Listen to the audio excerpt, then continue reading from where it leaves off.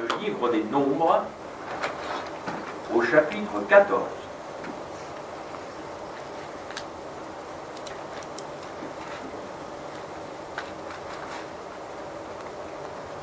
Nombres,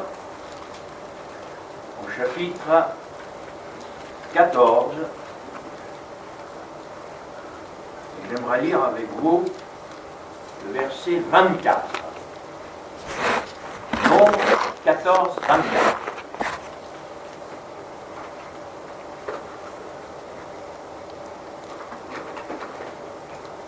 Et parce que mon serviteur Caleb a été animé d'un autre esprit et qu'il a pleinement suivi ma voie, je le ferai entrer dans le pays où il est allé et ses descendants le posséderont.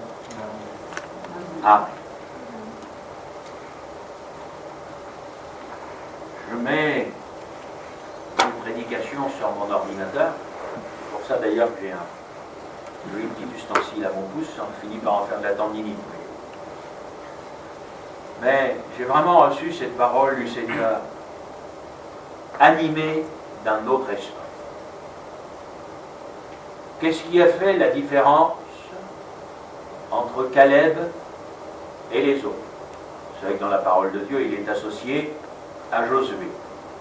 Mais le Seigneur leur a donné après à chacun une direction différente. C'est ce qui explique que parfois il est question de Josué, parfois il est question, comme ici, de Caleb. Mon serviteur Caleb a été animé d'un autre esprit. J'ai regardé différentes traductions de la Bible. Une dit ceci: il m'est resté attaché jusqu'au bout. J'ai bien aimé cette pensée. Il m'est resté attaché jusqu'au bout. Il m'a pleinement suivi. Voyez-vous, frères et sœurs, ce témoignage-là, ce n'est pas le témoignage des hommes. C'est le témoignage de Dieu. Et quand je méditais pour nous ce matin, je me suis dit, c'est ça qui est important. Ce qui est important, c'est le témoignage de Dieu. C'est pour nous qui sommes là ce matin de nous dire, mais qu'est-ce que Dieu pense de moi? Alors, je suis d'accord avec vous, parce que c'est profondément biblique. Il faut que nous ayons un bon témoignage, au sens biblique du terme. Mais frères et sœurs, ce qui est important, ce n'est pas tellement ce que les hommes vont dire de nous, mais ce que Dieu dit de nous, ce que Dieu pense de nous. Et quand nous avons le témoignage de Dieu à l'égard de Caleb, j'ai envie de vous dire, quel témoignage. Un homme animé d'un autre esprit et qui est resté fidèle jusqu'au bout, pleinement attaché au Seigneur jusqu'au bout. Quand Dieu va parler de Caleb, il va commencer par dire que c'est un serviteur. Mon serviteur Caleb. Donc ce qui va commencer par faire la différence, c'est que Caleb, c'est quelqu'un qui servait. C'est quelqu'un qui était un serviteur. Et il n'était pas un serviteur comme les autres en son temps, puisque Dieu dit de lui qu'il était animé d'un autre esprit.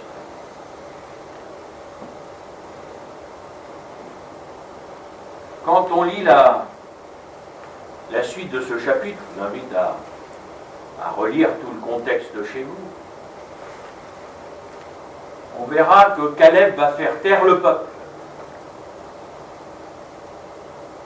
Il était animé d'un esprit de conquérant. Il était rempli de foi. Et à l'opposé, en face de lui, avec Josué, ils ont été confrontés à des hommes qui ont eu peur et qui, à la place de faire taire le peuple, comme Caleb a pu le faire, l'ont fait pleurer toute la nuit. Et c'est la raison pour laquelle Caleb a été l'objet de merveilleuses promesses de la part de Dieu. Je vous invite à relire ce que la Bible dit de Caleb. Quand les 12 espions reviennent du pays de la promesse, ils vont parler des géants, les fils d'Anak, les Anakim. Et quand vous regardez Caleb arriver à la fin de sa vie, les territoires qui vont lui être donnés sont des territoires qui sont remplis des fils d'Anak, et lui il dit, allons, on va les vaincre.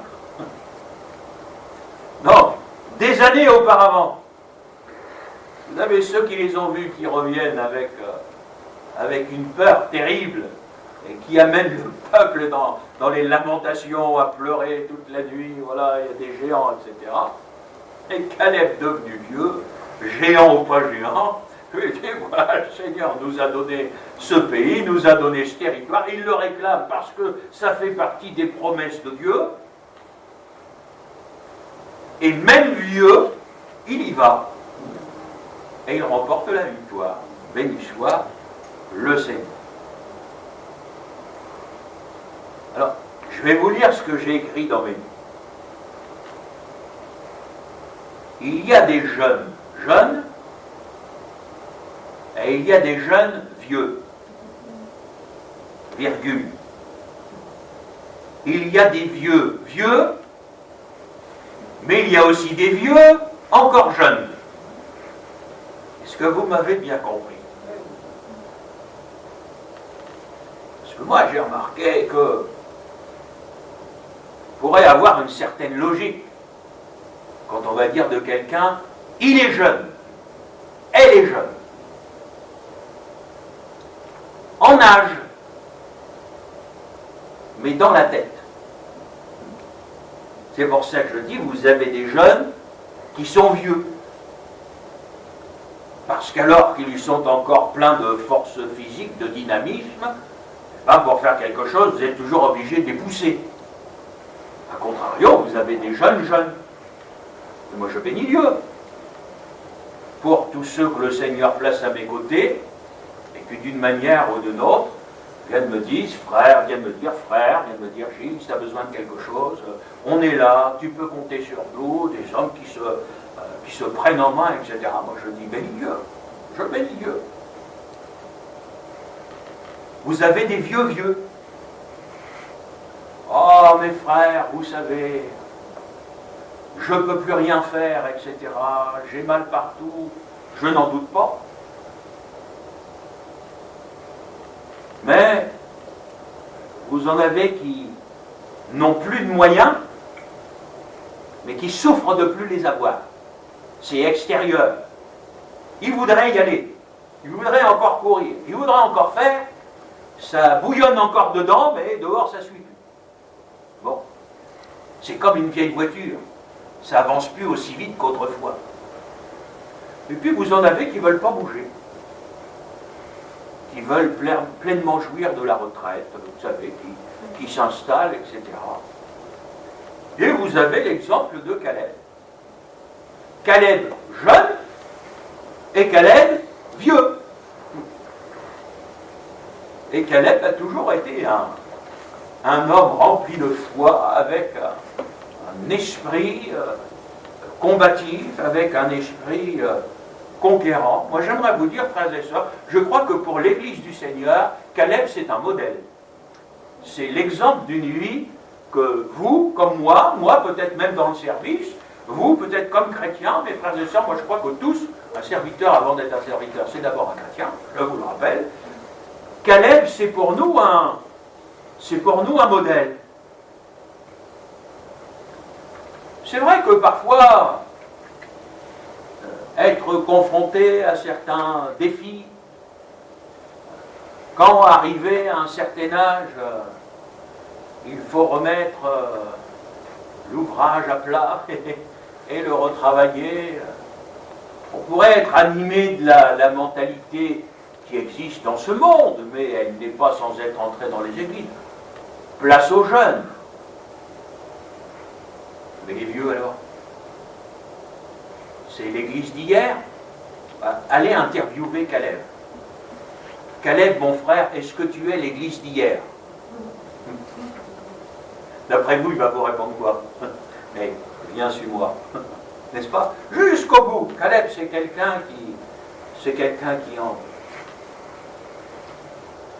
Les habitants d'Anak vont faire peur au peuple de Dieu, ils vont se mettre à pleurer. Caleb, lui, il va les chasser. Ah, que Dieu nous donne des Caleb et que Dieu nous aide à travers son exemple. Je veux prêcher avec mon cœur, hein. Peut-être à nous secouer. Parce que, frères et sœurs, le travail, l'œuvre de Dieu, ça ne se fait pas tout seul. Je suis bien placé pour vous en parler. Le pasteur ne peut pas tout faire tout seul. Béni soit Dieu pour les frères qui lui donnent, etc. Mais l'Église a besoin de se bouger. Et quand je dis de se bouger, je ne vous invite pas à faire une petite danse ce matin, on se comprend bien. Hein. Non, non, spirituellement parlant, les chrétiens qui composent l'Église ont besoin de se bouger. Ce que j'aimerais vous rappeler, que ce n'est pas le berger qui met des agneaux au monde, ce sont les brebis. On parle souvent du troupeau du Seigneur, le berger, etc. Ce sont les brebis qui agnellent, hein, pas le berger. Et parfois, voyez-vous, dans la culture qui a été la nôtre, le pasteur, c'était celui qui faisait tout. J'ai envie de vous dire, quand vous regardez la parole de Dieu, c'est pas comme ça que ça fonctionne. C'est pour ça qu'il est essentiel pour vous, comme pour moi, qu'on revienne à ce modèle biblique. Et où l'on voit des églises qui se sont pris en charge, des frères et sœurs sérieux qui se sont pris en charge. Et vous allez découvrir dans les actes, dans les épîtres, que dans tel endroit, il y avait une église dans la maison d'un frère et d'une sœur, etc. Et il y avait comme ça de ces groupes un petit peu partout. C'est pas une église qu'on a coupée en petits morceaux. C'était l'église naissante. Et là, vous aviez des chrétiens qui se sont pris en charge. Et moi, je bénis Dieu. Parce que voyez-vous, je trouve quand même que c'est ce qui se passe dans notre petit groupe ici à Rouen. Ben oui. Regardez dimanche dernier. Bon, c'est un incident, ça pouvait arriver. Vous êtes pris en charge. Moi, je vais vous dire, votre attitude m'a encouragé, frères et sœurs. Je vous le dis, hein. Je dis, voilà, je sais aujourd'hui. Regardez, ça nous est arrivé. Imaginez qu'un lundi soir, je ne puisse pas venir assurer la réunion de prière. Vous n'êtes pas capable de prier entre vous? 5, 6 à 10, etc. Je veux dire, est-ce qu'il faut obligatoirement, pour un temps de prière, qu'il y ait toujours un pasteur qui soit là? Ou est-ce que des frères et des sœurs peuvent se prendre aussi en charge et de se dire, on est une dizaine, est-ce qu'on ne peut pas passer à une dizaine de frères et sœurs, 15 s'il faut, un petit moment de prière ensemble? Et moi je crois, frères et sœurs, qu'aujourd'hui, le développement de l'œuvre de Dieu va passer par là. Par des chrétiens dans lesquels les serviteurs de Dieu vont pouvoir avoir confiance. Parce que ce sont des frères, ce sont des sœurs, des gens qui sont assis dans la parole de Dieu, pas des gens qui font n'importe quoi. Des gens que vous connaissez, vous savez qu'ils sont sérieux.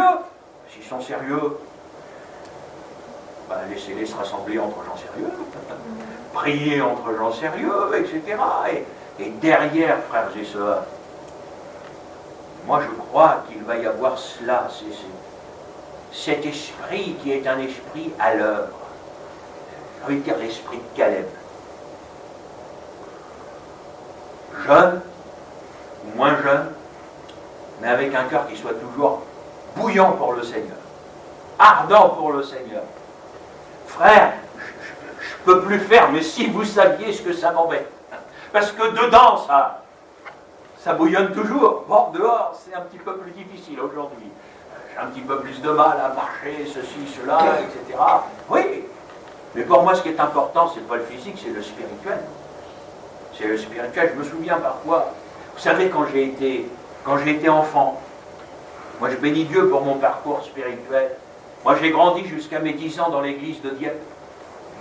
Et dans cette église-là, c'est une église qui était née dans les années 30 pendant le réveil. Fait que moi j'ai grandi qu'avec des vieux qui avaient connu le réveil. Soyez pas surpris que je sois comme ça aujourd'hui. Hein. Alors je peux vous assurer que ce n'était pas une église morte. Hein. Moi, mes souvenirs des réunions d'évangélisation le dimanche après-midi, quand le pasteur y chantait, je peux vous assurer que les cantiques ça chantait, il reprenait des amens, des alléluia, etc. Moi, et j'ai vu de ces hommes, de ces femmes, c'est ça, je sais pas, mais c'est dans ma mémoire, c'est gravé, j'étais gamin. Mais je me souviens de Casimir. Voilà, plus beaucoup de prénoms comme ça aujourd'hui. C'était gamin, ça me marque. Casimir Lorrain, il monte sur l'estrade un dimanche matin, il dit « Je bénis Dieu de m'avoir envoyé à l'hôpital. »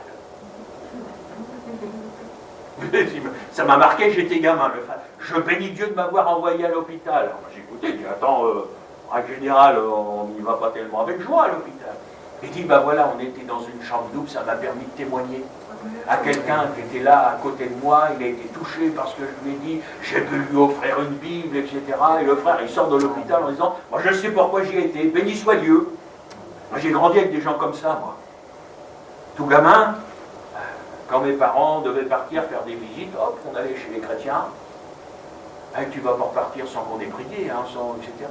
C'était comme ça. Mais des hommes, des femmes, mais. Ils étaient là aux réunions, et ça priait, et ça louait le Seigneur. Alors, moi j'ai entendu des pasteurs qui me disent, Gilles, tu sais, il ne faut pas être nostalgique, parce qu'il peut toujours chanter ta chanson. Moi je suis désolé, moi j'aimerais que nos églises elles soient encore comme ça aujourd'hui. Avec de ces vieux-là. Alors je ne vais pas vous regarder hein, ce matin. Mes frères et sœurs, c'est comment dans votre cœur? Est-ce que ça... Je vais parler normand, on se comprend dans d'autres. Est-ce que ça bouille encore? Hein? Est-ce qu'il y a encore un feu en vous? Je ne vous parle pas de votre physique, frères et sœurs, comme moi, on sait bien. Vous savez, moi je suis convaincu que là, les douleurs, les tendinites ici, j'en ai une autre là, j'ai mal et tout. C'est la fatigue, il ne faut pas chercher. Vous savez, il y a un moment où vous tirez tellement sur la ficelle, le corps écrape un peu, etc. Je veux dire, il faut y aller quand même, il ne faut pas... mais voilà, il y a un moment, quand on prend là, c'est plus toujours facile, je sais ça. Moi je ne vous parle pas de l'extérieur. La Bible dit que l'extérieur se détériore. Je voudrais vous parler de l'intérieur ce matin. C'est comment l'intérieur, mon frère, ma soeur? Est-ce qu'il y a toujours ce feu qui brûle en toi? Est-ce qu'il y a toujours l'amour des âmes?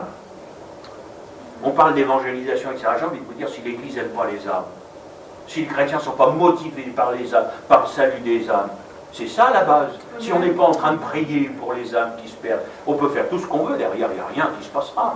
Mais quand on aime,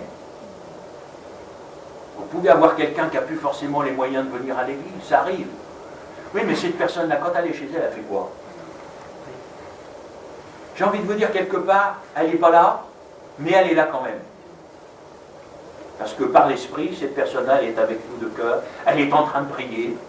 Voyez-vous, il n'y a pas toujours les moyens, mais est-ce que c'est pas ça qui est important? De ces hommes, de ces femmes, celles qui ne font pas de bruit. Mais pour moi, l'église du Seigneur, vous savez, c'est pas une église qui fait du bruit, hein. C'est une église qui se tient devant Dieu. Ce sont des hommes, des femmes, des Caleb qui ont un cœur pour l'œuvre du Seigneur. Et moi, frères et sœurs, aujourd'hui, je dis, écoutez, Dieu a besoin d'hommes et de femmes avec cet autre état d'esprit. Pas des gens qui viennent à l'église comme des consommateurs. Vous avez des gens aujourd'hui qui viennent dans les églises comme on va au restaurant. Vous avez une carte et ils choisissent, je ne sais pas, quand vous allez au restaurant, vous n'allez pas choisir ce que vous n'aimez pas. Ou alors je vais vous parler à la sortie de la réunion, je vais vous dire qu'il y a quelque chose chez vous là-haut qui ne va pas bien. Quand on va au restaurant, c'est pour manger ce qu'on aime, on est d'accord. Là, il y a des gens, ils viennent à l'église avec la carte d'un restaurant. Alors ils vont dans telle église parce que ça leur plaît. Puis au bout d'un moment, ils se lassent, alors ils changent de restaurant. Parce qu'on ne va pas manger italien toutes les semaines, donc on va... Voyez-vous? Et vous avez plein de gens, ce sont des consommateurs aujourd'hui dans les églises. Alors on va aller là, oh ça nous fait plaisir, il y a un concert de machin, et puis on va aller là. Mais mes frères et sœurs, mais moi j'ai pas de... C'est pas parce que je suis serviteur de Dieu, ça ne pose pas de problème d'être dans la même église tous les dimanches, tous les lundis, tous les mardis, etc. Moi je viens, c'est pour le Seigneur. Il y a ce feu là, et moi je prie, frères et sœurs, pour que le Seigneur nous donne, eh bien, d'avoir toujours en nous Même si c'est pas facile, je le reconnais aujourd'hui, mais qu'il y a en nous des hommes et des femmes qui ont encore foi dans les promesses de Dieu. Des hommes et des femmes qui en veulent. Vous savez, frères et sœurs, moi j'ai vu des fois sur certains chantiers, je pense que vous aussi, souvent sur le bord des routes, on rigole quand on dit ça, mais vous en avez un qui est en train de creuser un trou, puis vous en avez 4 autour qui sont en train de le regarder. Je vois que tu sais à quoi je pense. C'est pas ça l'Église, hein. L'Église, c'est pas un qui travaille et les autres autour qui regardent. C'est tout le monde en train de travailler. Eh oui, alors parfois on a voulu remettre l'œuvre à des spécialistes de ceci, de cela. Vous avez vu ça où, vous? Est-ce que Timothée était un évangéliste? Je ne crois pas. Mais vous savez ce que l'apôtre Paul va lui dire? Évangéliste ou pas, fais l'œuvre d'un évangéliste, mon gars. Et moi je crois que tous ceux qui sont appelés à prêcher la parole de Dieu, oui, il y a des évangélistes, béni soit Dieu pour les évangélistes, mais j'ai envie de vous dire, même si on n'est pas évangéliste, on va évangéliser quand même. Alors, il y a parfois pas que des Caleb au milieu de nous, il y a parfois aussi des Moïse. Ah oui, mes frères, j'ai la bouche embarrassée. Moi, je ne sais pas bien parler, je ne sais pas bien témoigner. Ben, sois rempli du Saint-Esprit, tu vas voir, ça va s'arranger. Tu vas même dire des choses que tu ne comprends pas. Ça va sortir tout seul. Et c'est ça, frères et sœurs. Pourquoi aller chercher compliqué alors qu'avec le Seigneur, c'est si simple? Et c'est parfois trop simple, parce que le problème, c'est que ça nous remet en question. Ça me parle de moi. Ça me parle de mon cœur, de ma motivation. C'est plus un contexte, c'est plus, oh frère, on est dans les temps de la fin, l'église c'est comme ci, comme ça. L'église est comme ça, oui, mais toi t'es comment? Est-ce qu'il y a au fond de ton cœur toujours ce désir, ce feu qui brûle? L'apôtre Paul écrivait ceci aux Corinthiens, vous connaissez ça par cœur. C'est pourquoi il commence par ça. Écoutez bien, nous ne perdons pas courage. Et c'est après que c'est écrit, lors même que notre homme extérieur se détruit, notre homme intérieur, lui, se renouvelle de jour en jour. 2 Corinthiens chapitre 4, verset 7. Mais il commence par dire, nous ne nous décourageons pas. On vieillit, on perd des forces. Profitez-en les jeunes, vous allez voir, ça vient vite. Mais il dit, mais on ne se décourage pas. Il dit, c'est vrai que, voilà, au niveau de l'extérieur, mais l'intérieur se renouvelle de jour en jour. Alors vous avez 2 réalités qui sont différentes. Il y a une réalité physique, mais une autre réalité quand même, qui est une réalité spirituelle. Oui. Et quand on est au Seigneur, alors moi je crois, frères et sœurs, que chaque jour, on vient, on se tient dans la présence du Seigneur. Moi, je n'ai pas peur de le dire, le Seigneur nous renouvelle. Amen. Le Seigneur nous fait du bien. Vais-je vous dire que c'est facile tous les jours? Mais je serais un menteur si je vous disais ça. Vais-je vous dire que nous n'aurons pas de lutte, nous n'aurons pas de combat, tout sera merveilleux, le Seigneur est avec vous, alléluia. Mes frères et sœurs, plus vous allez vouloir être fidèles au Seigneur, plus ça va arriver. C'est comme ça. C'est ceux qui veulent vivre pieusement qui sont persécutés. C'est ça qui est écrit ou pas? Voilà. Alors ceux qui veulent vivre dans la piété, dans la communion avec Dieu, etc., frères et sœurs, vous inquiétez pas, vous allez voir. D'ailleurs, c'est déjà fait. Ah, tu vas à l'église biblique. Ah ben, ça y est, on vous a mis dans une petite boîte et ceci, cela, etc. Oui, c'est bien d'aller dans une église biblique. Moi, je vous le dis aujourd'hui. Et vous allez voir que plus on va avancer dans le temps, plus la différence va se faire. Ah oui, bien évidemment. Frères et sœurs, quel exemple que l'exemple de Caleb. Il était, dans son temps, animé d'un autre esprit. J'ai envie de vous dire, c'est quoi l'esprit de notre temps? Animé d'un autre esprit. Bien sûr, pour vous comme pour moi, l'esprit du Seigneur, cette mentalité, cette foi dans les promesses de Dieu, qui ne dépendent pas du physique, de l'âge, mais qui dépendent de notre foi de notre confiance dans la personne du Seigneur. Et à l'heure où en France on parle beaucoup de retraite, je ne vous surprends pas quand même, j'espère que je vous dis ça, vous en avez entendu parler un petit peu. Que diriez-vous si ce matin nous parlions retraite avec Caleb? Mais vous avez des personnages bibliques, moi je crois que ça vaut la peine de les interroger. Alors Caleb, tu es arrivé à l'âge de la retraite. Tu as vieilli, tu as déjà bien travaillé, tu as déjà conquis bien des choses. Alors, qu'est-ce que tu espères pour ta retraite? Moi, batailler encore, parce que je n'ai pas encore obtenu ce qui m'avait été promis. Alors, pas de retraite pour Caleb. Tant pis pour les cannes à pêche.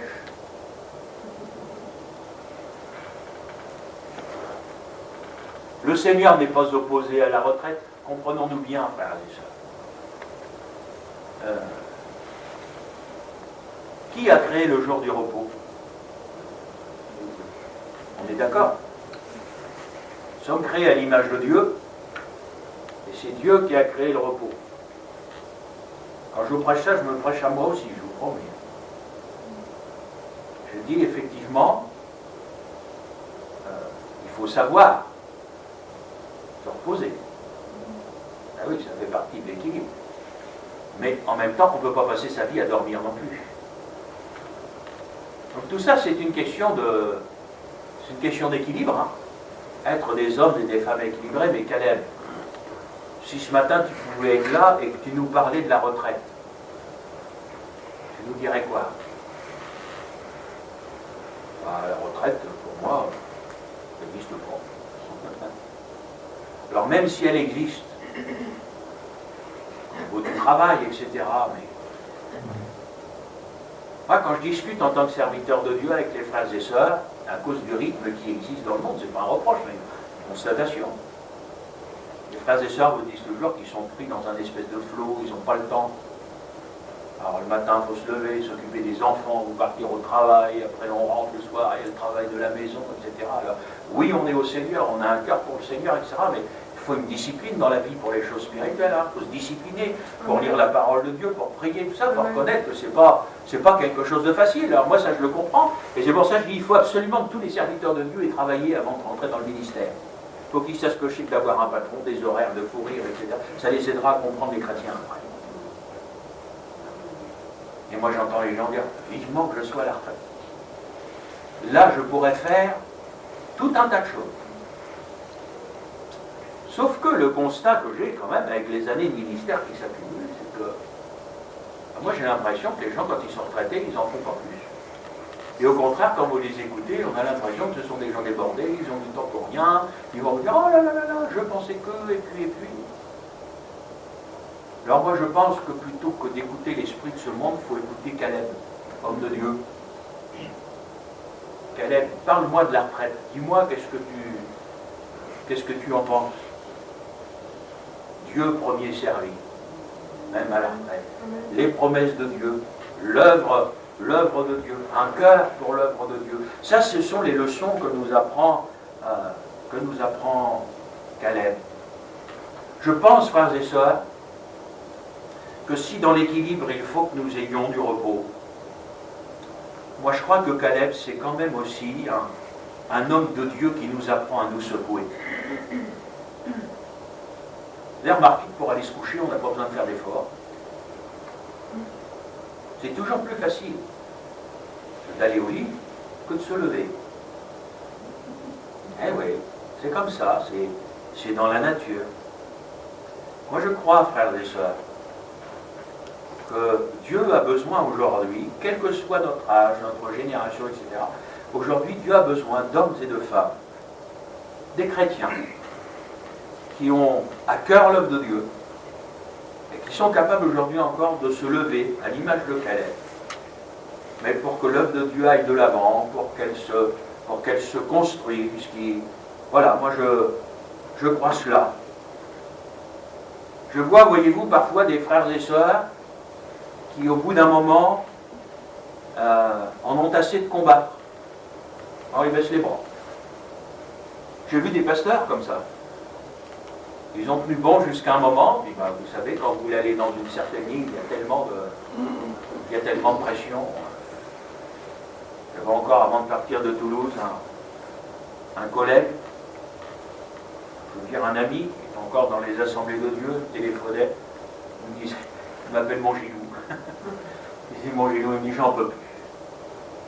J'en peux plus, il me dit, toi, j'ai appris que l'année prochaine, là, les questions de reconnaître les femmes pasteurs, etc. Je lui ai dit, oui, pourquoi crois-tu qu'on est sorti? Je lui ai dit, mais qu'est-ce que tu fais encore là? Il est un peu comme l'homme, il tourmente son âme en écoutant, en voyant, etc. Mais j'ai dit, mais de toute façon, un jour ou l'autre, si tu veux être fidèle à ce que tu crois, tu n'auras pas le choix. Il va falloir que tu prennes des positions. Le problème, voyez-vous, frères et sœurs, moi je crois aujourd'hui, c'est une certaine lâcheté. Pour être plus gentil en disant un manque de courage. Mais un manque de courage, moi j'appelle ça de la lâcheté. Moi je crois qu'il y a un moment, Dieu, à l'image même de Caleb, a besoin d'hommes, des femmes, qui vont prendre des positions, qui vont choisir. Et moi, je bénis Dieu pour l'exemple qui nous est laissé dans la parole, parce que même quand il est devenu vieux, la vieillesse n'a pas fait de lui un lâche. Moi, je bénis Dieu pour vous, frères et sœurs, qui êtes là, parce que la vieillesse n'a pas fait de vous des lâches.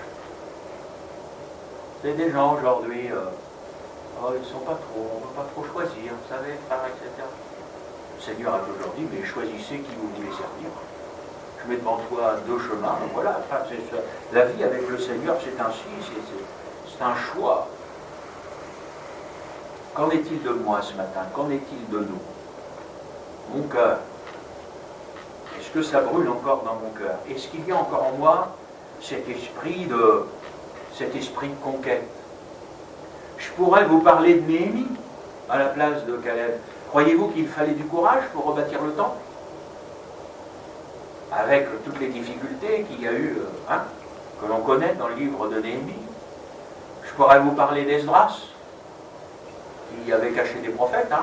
Croyez-vous qu'il fallait du courage à l'époque pour les cacher, pour s'en occuper, etc. Ouais, moi je crois que la parole de Dieu nous montre dans toutes ces époques de ces hommes qui ont été courageux, qui ont pris des positions. Et quelque part, frères et sœurs, nous ici à Rouen, on est en train de construire une nouvelle église. Vous n'en étiez pas rendu compte encore? On est en pleine construction, on a besoin d'ouvriers. Et si un aglo c'est trop lourd pour une personne, ben mettez-vous à 2 ou à 3. Frères et sœurs, certains peut-être ici, mais moi j'ai gardé le témoignage d'un pasteur, de plus forcément c'est un de nos vieux, aujourd'hui on a du mal à les trouver cela, mais qui était handicapé. Il boitait. Il s'appelait Monsieur Petat. Alors quand il a fallu construire à l'époque l'église des Veufs, il était bien embêté, parce qu'il voulait aider, mais... Alors, il y avait une grande cheminée à l'époque, parce que c'était une ancienne usine, qu'ils avaient acheté, ils ont démonté et récupéré les briques pour construire l'église. M. Petat, lui, il ne pouvait pas monter à l'échelle, voilà, le pasteur, ben, lui, il était assis, il prenait les briques, et puis toutes les briques, il les brossait, et puis il les mettait de côté pour que les frères, après, puissent remonter. Béni soit Dieu pour ces exemples. Amen. Il aurait pu dire, regardez, moi je suis handicapé, laissons la place aux autres, etc. Il n'est pas... Non, il dit, je ne peux pas faire comme les autres, mais ce que je peux faire, ben, je vais le faire. Vous ne croyez pas que c'est d'abord dans la tête que ça se passe, frères et sœurs? Bon, pour nous, au culte, ce matin, spirituellement, j'ai envie de vous dire, c'est dans le cœur. Mais c'est vraiment une question d'état d'esprit pour le Seigneur. C'est vraiment une question de motivation. Oui, on peut être des consommateurs, on peut s'arrêter, ou on peut se dire, mais voilà, nous sommes en train de construire. Même si je ne peux pas faire grand-chose, je reprends mon exemple, même si je vais seulement frotter les briques, ben ce que je vais faire, ce que je peux faire, je vais le faire. Je vais le faire pour le Seigneur. Et j'aimerais vous dire, ça, voyez-vous, pour moi, c'est la mentalité de Caleb. Même devenu vieux, même certainement diminué, il était comme tout le monde, il ne faut pas s'imaginer que les hommes étaient des surhommes. La Bible nous dit que c'était des hommes de la même nature que nous. Hein. Mais dans son cœur, pour le Seigneur, ça brûlait toujours. Ne soyons pas des escargots. On a tous été gamins un jour. Vous vous souvenez quand même un petit peu, frère Richard? Avez-vous déjà, quand vous étiez gamin, essayé d'appuyer sur les antennes d'un escargot? Vous savez ce qui se passe aussitôt? Ça se rétracte, il se remet dans sa coquille. Vous savez, ça pourrait être une tentation pour les chrétiens d'aujourd'hui. Voilà, on se met dans sa coquille, personne ne nous embête plus, on est dedans, on est bien, on est tranquille, etc. Mais j'ai envie de vous dire, mais il y a des âmes qui se perdent. Si nous, on reste dans notre coquille, qui va leur prêcher l'évangile? À l'heure où tout le monde arrête les réunions d'évangélisation. Partout. Mais partout, partout. Mais qui va prêcher l'évangile, frères et sœurs? Et si vous prêchez l'évangile à des chaises vides, ça sert à quoi? Qui va amener les âmes à la réunion, etc. Et c'est pour ça, frères et sœurs, vous savez, vous m'aurez sur le dos, maintenant je suis là. Hein. Mais moi, je n'arrêterai pas de vous motiver en vous disant, mes frères et sœurs, mais il faut qu'on gagne des âmes. Notre église à Rouen, c'est avec des âmes nouvelles qu'il faut qu'elle grandisse. Après, plaise au Seigneur. Mais, alors moi je dis, mais Seigneur, c'est biblique, ouvre-nous des portes pour l'évangélisation. Priez pour que le Seigneur nous ouvre des portes pour l'évangélisation.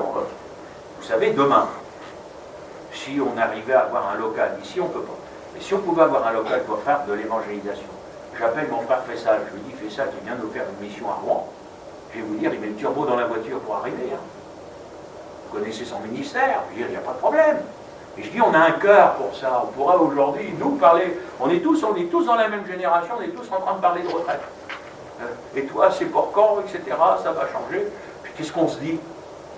On se dit pour nous, c'est qu'administratif, on est des fous à l'âge qu'on a, alors qu'on aurait pu, nous, on remet le nez dans le guidon, gloire à Dieu, puis plaise au Seigneur qui encore aujourd'hui, de ces hommes qui ne s'écoutent pas, qui soient capables encore de se fatiguer pour l'œuvre de Dieu, et qu'il y ait des chrétiens comme ça aujourd'hui, et qu'on puisse dire de nous, vous savez, comme dans les Actes des Apôtres, il n'était qu'un cœur et qu'une âme. Voilà, le pasteur, il est là, il est au loin, mais par la prière, on est dans le même esprit, on prie ensemble, c'est l'œuvre de Dieu, et l'œuvre de Dieu, elle va de l'avant, et c'est dans la communion fraternelle, c'est dans la confiance, et on travaille ensemble, les uns avec les autres, et comme Caleb, on a confiance dans les promesses de Dieu, et on veut que ce que Dieu nous a promis, eh bien ça s'accomplisse, gloire à Dieu. Et c'est ça qui nous motive, et c'est ça qui nous fait du bien. Oh mes frères et sœurs, si j'ai pu vous faire du bien ce matin, gloire à Dieu. Amen. Franchement, je suis venu avec cet état d'esprit de vous encourager. Vraiment ce matin, de vous dire, mes frères et sœurs, mais c'est loin d'être fini. On commence, la béni soit Dieu. Et bien moi j'en suis convaincu devant nous, quelque chose de beau. Quelque chose de beau. C'est voulu par le Seigneur. Et ce matin encore, le Seigneur laisse devant nous l'exemple de cet homme de Dieu qui... jusqu'au bout, hein, il a été fidèle, jusqu'au bout, il a poursuivi jusqu'au bout. Alors béni soit Dieu. Moi, je dis, Seigneur, garde-moi fidèle. Vous dites ça aussi? Après, je dis, Seigneur, donne-moi les forces. Ah oui. Je dis, Seigneur, faut que tu me renouvelles, faut que tu me fasses grâce, parce que figurez-vous qu'on fatigue aussi, hein. C'est bien de tirer sur la ficelle, et il y a des fois, moi je le sens, je suis convaincu que tout ce qui m'arrive avec tout ça, c'est parce qu'on tire vraiment, bon, c'est pas grave, Seigneur, tu feras grâce. Après, il y a notre part à nous, savoir parfois lever un petit peu le pied, se reposer, tout ça. Je dis, mais il n'y a pas le choix, frères et sœurs, faut y aller. C'est comme quand il y a le feu, il faut l'éteindre. J'ai envie de vous dire, là, moi je vais faire le contraire, on va l'allumer. Et puis, permettre au Seigneur que l'homme de Dieu aille de l'avant. Puis, je vais conclure ce matin. Regardez, on reste dans le contexte, Moïse. Il n'était pas tout seul. Il lui a donné Josué, Caleb, Hur, Aaron. Bon, c'est notre méditation, vous savez. Mais il n'était pas tout seul. Il était entouré. Arrivé un moment, c'est Josué qui était plus jeune, qui était dans la bataille. Mais lui, de cœur, est-ce qu'il y était aussi? J'ai envie de vous dire, Josué, c'était son bras. Mais en fin de compte, ils étaient qu'un, voyons. Mais c'est ça, l'œuvre de Dieu. C'est ça l'œuvre de Dieu. Donc avec des choses, que ce sont peut-être des frères, dans certains services, des sœurs plus jeunes, qui vont faire. En fin de compte, on est tous un même cœur, une même âme, on prie ensemble, c'est l'œuvre de Dieu, et on participe de tout par la prière, par notre présence, parfois par nos finances, etc. Et voilà, et l'œuvre de Dieu, par la grâce de Dieu, elle va de l'avant. Regardez l'exemple de Moïse, c'est quelqu'un qui n'était pas tout seul. Même Jéthro a été capable de lui donner des conseils, et disant, Moïse, tu t'épuises, il faut que tu confies des responsabilités. C'est comme ça qu'il va choisir aussi des hommes. Alors, vous allez sourire, moi je n'ai pas peur de faire sourire les gens, je suis toujours très respectueux dans les réunions, mais j'ai eu l'impression en préparant cette méditation que j'étais un peu comme un sergent recruteur qui vient appeler ceux qui veulent bien s'engager. Ou peut-être pour nous ce matin, ceux qui veulent bien se réengager. Frères et sœurs, est-ce que vous signez encore? Amen. Ah, moi je vous amènerai toujours dans le concret, c'est mon ministère. C'est comme ça, vous avez remarqué, on a des ministères différents. Moi j'ai un ministère très concret pour la vie chrétienne. Et frères et sœurs, est-ce que vous signez encore? Est-ce que ce matin vous dites, Seigneur, oui, moi je repars. Au moment où d'autres, s'arrêtent, etc., moi Seigneur, j'en veux encore. Alors c'est vrai, je ne peux plus tout ceci, je ne peux plus tout cela, mais Seigneur, dans mon cœur, moi, je signe. Oui? Ah mais je ne vous force pas, on n'est jamais obligé. Et vous savez, ceux qui en veulent avec Dieu, le Seigneur leur en donne. Même vieux. Alors moi je bénis le Seigneur, et je crois que spirituellement parlant ce matin, ça peut vous paraître particulier dans un temps de culte, mais c'est comme si le Seigneur vous donnait une page de contrat avec un stylo ce matin en disant, est-ce que tu es prêt à repartir? Encore? Pour combien de temps? Bon, Seigneur, je me rengage 3 ans. Non. C'est écrit comme dans un vieux cantique. Tant pis pour les vieux cantiques. C'est écrit avant que vous signiez jusqu'au bout. Je veux te suivre. Dans les bons, je vois que vous connaissez la formule. Comme dans les mauvais jours. À toi pour mourir et vivre, à toi Jésus pour toujours. Vous voulez que je vous donne un stylo? Parce que c'est ça. C'est pas, on va voir notre petite église pour finir nos jours tranquilles, etc. L'église, il n'y en a pas. Moi, je vais vous donner une truelle dans une main, puis je vais vous donner une lance dans l'autre. Parce qu'on va construire, il va falloir défendre, parce qu'il y a des ennemis, etc. C'est ça, c'est rien d'autre. Il ne faut pas qu'on s'imagine. Vous croyez que c'est facile de construire avec la truelle dans la main et la lance dans l'autre? Vous n'imaginez pas que ce soit facile? Mais c'est comme ça. On prie ensemble. Moi, je te